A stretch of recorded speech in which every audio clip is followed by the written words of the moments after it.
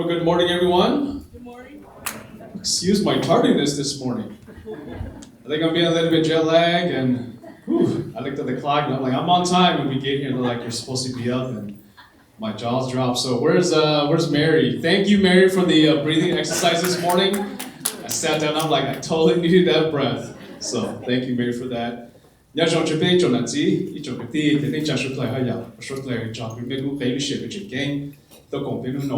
is such an amazing event that is put together by the team, and thank you for bringing me back too. Thank you for creating this space. It's a much needed space for us to have these conversations for our community, and so thank you for that.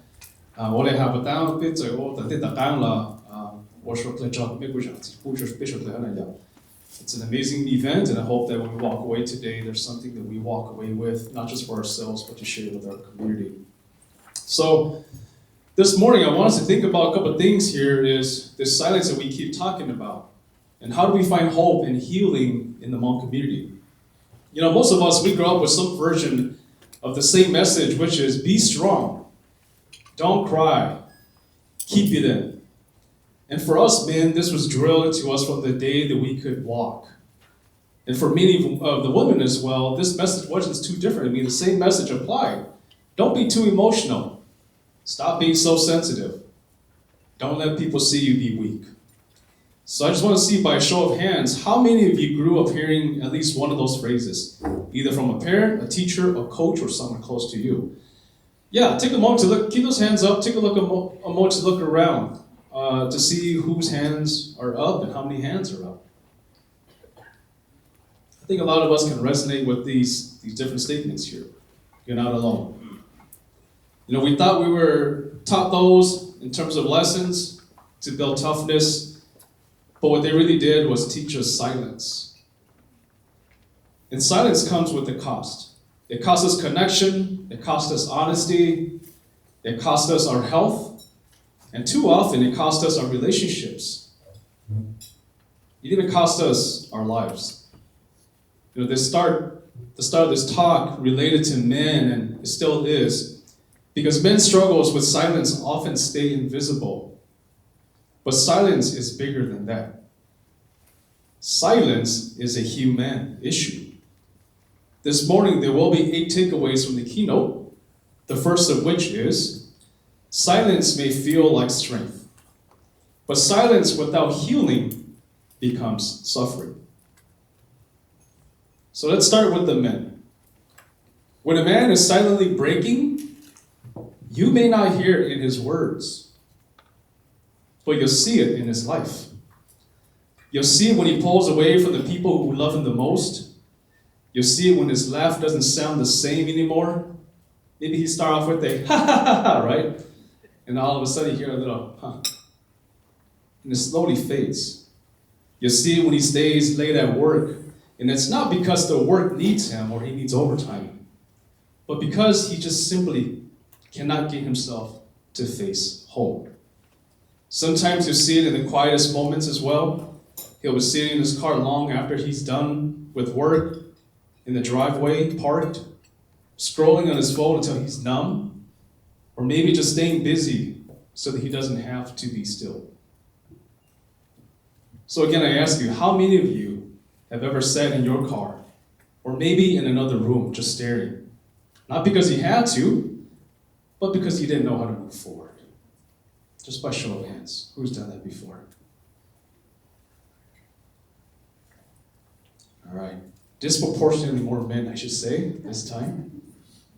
And I think a lot of men can relate when we sit at a campfire and just stare into the fire, that's probably the most peaceful moment. No words, no action, just looking at a fire. You know, he's not resting. He's also not running. He's running without moving, very much like a rocking chair, constantly moving and rocking, but he doesn't go anywhere. Inside his head, the thoughts, they never stop. He replays every single mistakes that he's ever done or made in his life. He rethinks every single word that he said. He imagines failure before they even happen. He doesn't want to burden anyone, so instead what does he do? He suffers in silence.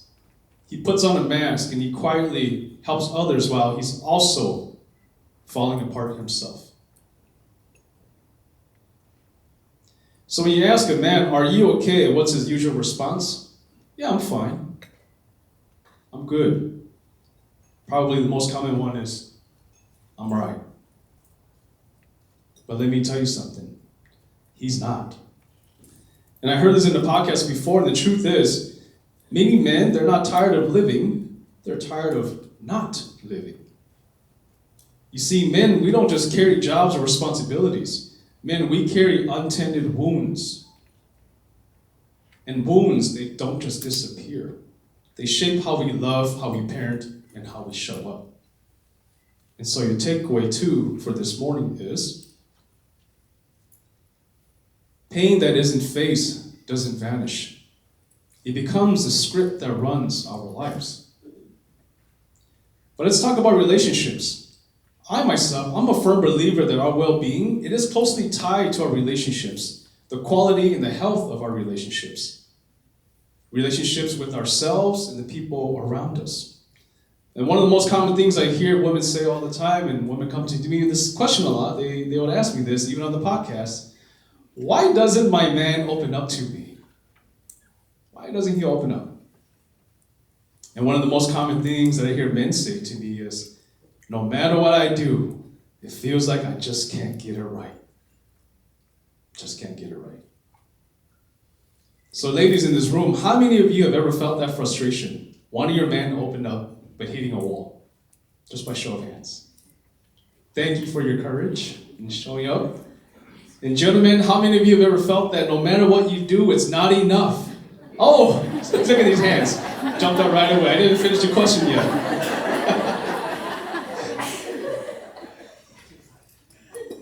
You know, when a man starts pulling away, it's not because he's lost interest.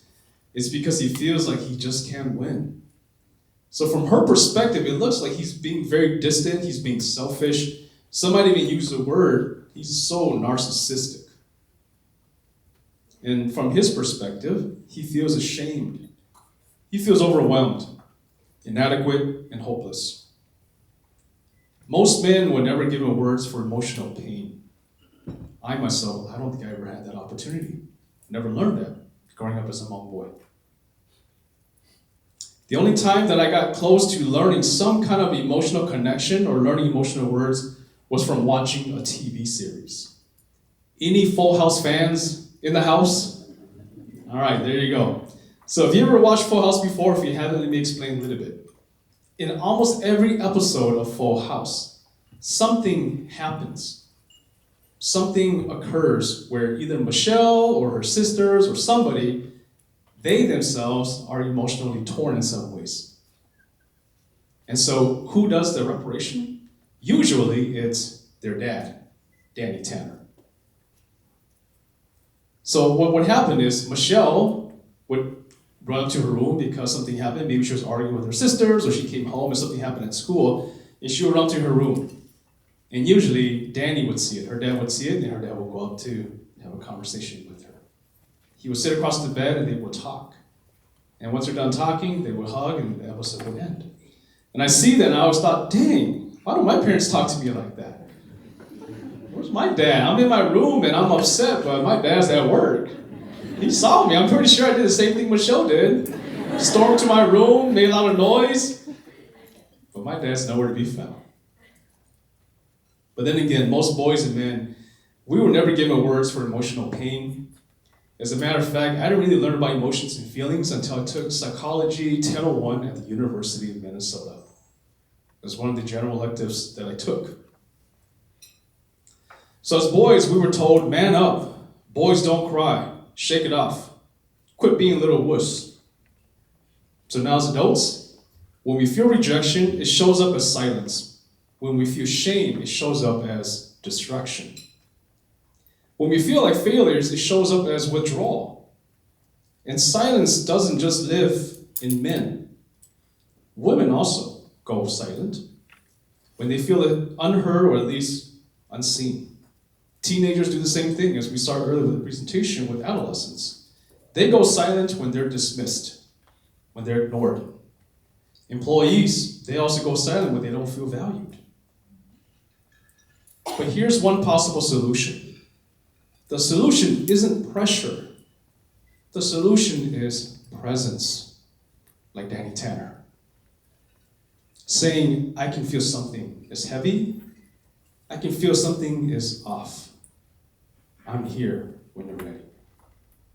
So asking you again, imagine if you heard those words when you were going through something challenging. If someone acknowledged you like Danny Tanner, I see you, I'm here. How many of you think that would change the space and change the way that you feel? I think it would, right? So the takeaway number 3 for this morning is silence is not a lack of emotion, it's a lack of safety, and connection grows in the soil of safety, not pressure. But we also want to talk about the cultural components, because as a Hmong community, this is a big piece, a big identity of ours. For men in immigrant families or refugee families, and like many Hmong families here, like my own, silence wasn't just a habit. Silence was survival. You see, our parents and our grandparents, they lived through war. They lived through loss. They lived through displacement. For them, showing emotion felt dangerous. Survival meant staying quiet, pushing forward, never breaking down. They didn't have time to cry, to feel, to grieve. No time meant witnessing the death of a loved one and not being able to give them a proper burial, because footsteps and gunshots were getting closer. Staying quiet meant drugging babies with opium. It meant traveling in the middle of the night in secrecy. Secrecy that was kept from the village, kept from close family and close friends. But what kept one generation alive becomes a cage for the next. Children grow up learning my needs don't even matter. My feelings are dangerous. My worth is only in how much I provide or how much I obey. And so they grow into adults who love their kids, but they can't show it. Husbands who want intimacy, but don't know how to ask for it.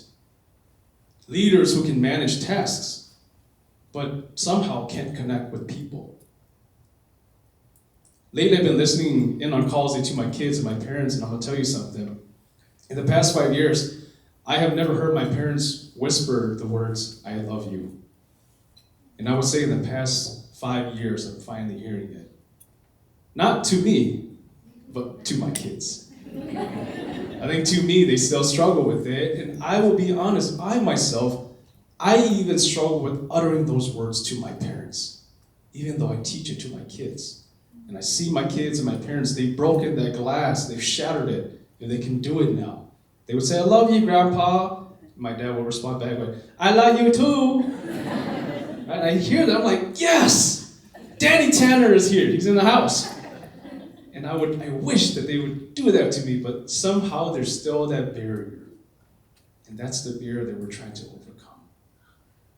And so takeaway from this morning, number 4 is, what one generation hides, the next inherits.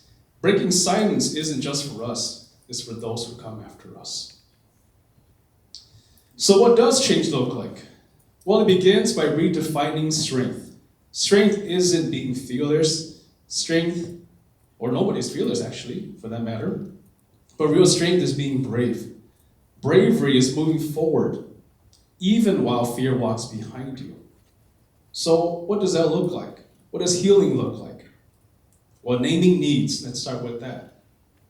Saying, I need rest, I need connection, I need affirmation. Or the card that we got this morning from Mary is, no, I'm done. I need space. Facing the past, not to stay there, but to face it, but not letting it control us today. Finding community, I think it's a huge part. We are a community-based group of people. Men, we need brotherhood. Women, we need safe circles. We all need relationships. And what about learning a new language as well? Expanding from I'm fine, I'm all right, I'm good, and moving to a space where we can finally say, I feel hurt, I feel lonely, I feel ashamed. Sorry, my nose is running. I think I talked about my dad saying I love you, and I had some thoughts float in my head. So let me ask the men in this room here. When was the last time you told another man, I'm struggling? Has anybody done that recently in the past month or so? Okay, a couple of hands. I mean, that silence just proves how hard it is, right? To open up to another man and say, man, I'm struggling. Man, I'm sad. Man, I'm hurt. I heard this in a podcast interview. A guy by the name of Jason Wilson. I'll talk about this later on in the workshop as well, but he does such an excellent job explaining the difference between men and women in our emotional vocabulary. And he was saying for us men, we're like the 8 crayon box. When you think about emotions and feelings, sometimes putting a color to it helps, right? So like anger, for example, when I teach it to kids or the clients I work with, maybe what they see is the color red. Maybe green is happy. Maybe yellow is joy, whatever that is. We have 8 crayons in our box, and usually the red one sticks out the most. But he was saying, but with women, it's the complete opposite. There are 64 crayon box. Like, can you believe that? She's pulling out magenta. You're like, well, what? I need a thistle. What is a thistle? A red, orange? Wait, you put 2 together? Like, how do you do? What? You got the lime green? I'm like, I have yellow and green. Like, what do you need? And so that's been a struggle for a lot of men, right? We don't have that emotional vocabulary. I didn't grow up with that emotional vocabulary. But here's the good news. Learning a new language, it is possible. Healing is possible. Trauma is not a life lesson, and silence doesn't have to be your legacy. So your 5th takeaway for this morning is bravery isn't hiding pain. It's facing it, naming it, and walking in community instead of isolation. So now, let me speak to the woman in the room here. You may never hear a man scream his pain out loud, but if you pay close attention, you might just see it. You'll see it when he stops doing the things that he used to enjoy. You'll see it when he starts to disappear into his work, his phone, or the video games he plays. You'll see it when he's physically present, but emotionally distant. You ever felt that before? Like you talk to somebody, you have a conversation, it feels like you're talking to a mannequin. It just feels like you're talking and words are falling into a dark hole. That's what that is. You'll see when the little things also set him off. He's always constantly irritable. The smallest, tiniest things will set him off. You'll see when he says, I'm fine, but you can tell something is totally off. When you see this, what he doesn't need is judgment. Doesn't need lectures or comparisons. This is the worst one ever. Oh, how come you're not like her husband? He seems to talk. Oh, how come you're not being like Danny Tanner? I wish I had a Danny Tanner. So it's not about the pressure. What he does need, again, is he needs presence. He needs a calm hand on his shoulder. A steady voice that says, I see you and I'm here. So ladies, imagine if you offer those words more often. And men, imagine if you hear those words, how would it change the weight that you carry? This also goes in reverse order. It's not just men. Women as well. I think it helps to play these roles in reversal. So your takeaway 6 for this morning is that presence is the cure that we can all give each other. No one should have to fight their silent battles alone. Now, let's go ahead and widen the lens just a little bit more. Because the truth is, every single one of us has a silent struggle. A story that only you know and is located deep inside your heart. For some, it's depression that no one knows about. For others, it's anxiety. Anxiety that's hidden behind a smile. For some, it's feeling unworthy or always too much. You're so extra, too much. And for others, it's loneliness, even in a crowded room like this today.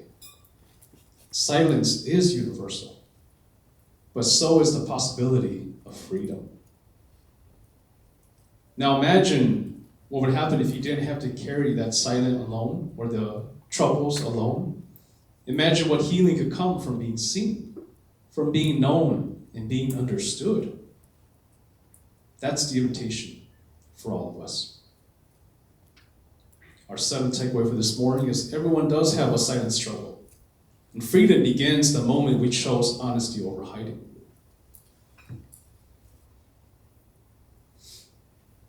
Gosh, let me just tell you why my nose is running here.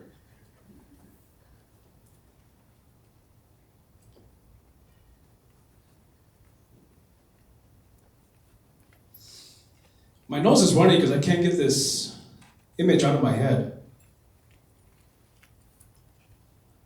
Let me just first ask this question. Has anybody ever heard about how their grandparents died during the war?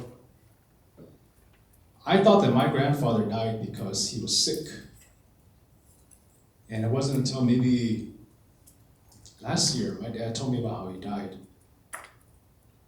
And the silent struggle I talked about earlier about not being able to bury the loved ones after they passed, that's exactly what happened. I thought that my grandfather died because he was sick and he died because of natural causes, but that wasn't the case.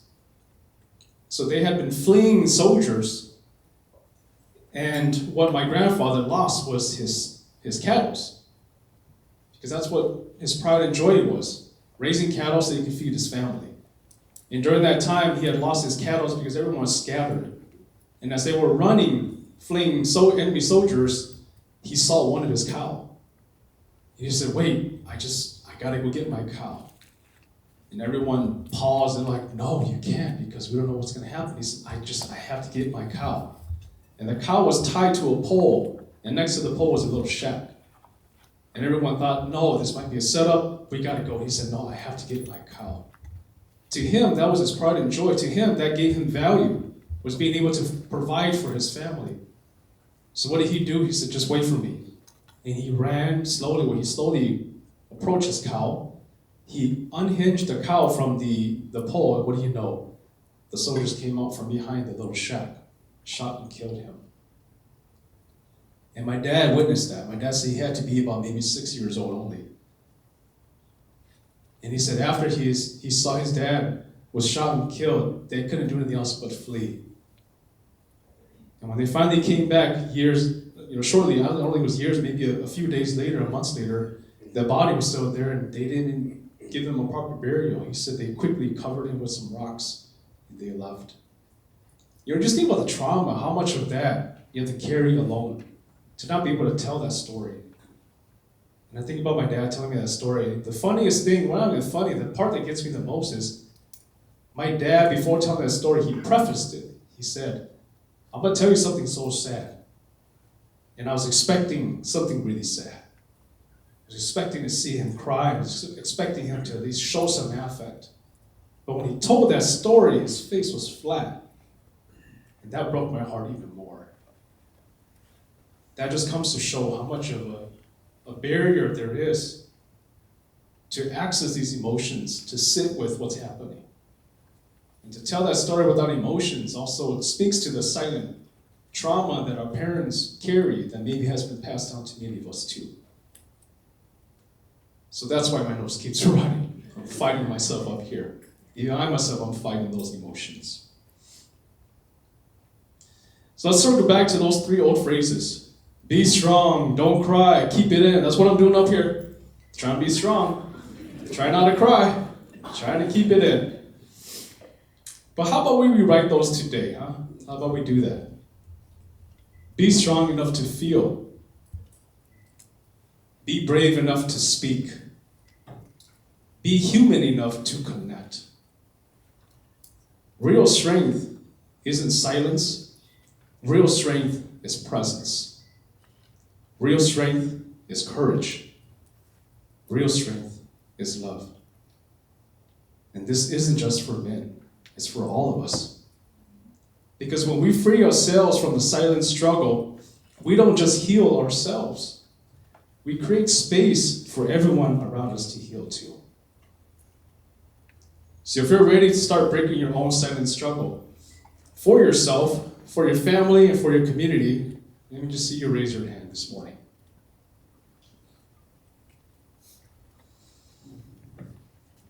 Silence divides, honesty connects, and when we choose connection, we choose life for ourselves, for our relationships, and for our generations to come.